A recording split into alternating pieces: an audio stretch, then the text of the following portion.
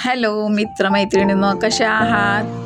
बटाटे आणि मटकी उकळलेली बघून तुम्हाला कळलंच असेल बेत कसा आहे. तर आज मिसळ करायची ठरवली. रविवार सुट्टीचा दिवस, मुलांना काहीतरी झणझणीत खायचं होतं. प्रथम तेल ठेवायचं. तेल गरम झालं की त्यात जिरे, मोहरी, कढीपत्ता, कांदा, हळद घालून परतायचं. कांदा भाजल्यानंतर आलं, लसूण, खोबरं, कोथिंबीर, तीळ यांचं वाटण करायचं. ते वाटण त्या तेलामध्ये घालायचं, छानसं परतायचं. नंतर त्याच्यामध्ये चवीप्रमाणे मीठ, जिरे पावडर आणि कोल्हापुरी झणझणीत तिखट मसाला घालून परतायचं.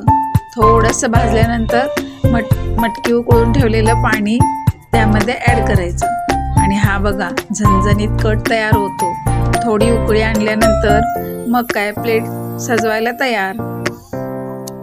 बाऊलमध्ये बटाटा उकडलेला, मटकी, शेव चिवडा घालून त्याच्यानंतर वर कट घालायचा आणि लिंबूची फोड, कांदा घालून ब्रेड सहित आस्वाद छानपैकी घ्यायचा. मटकी मिसळ तयार.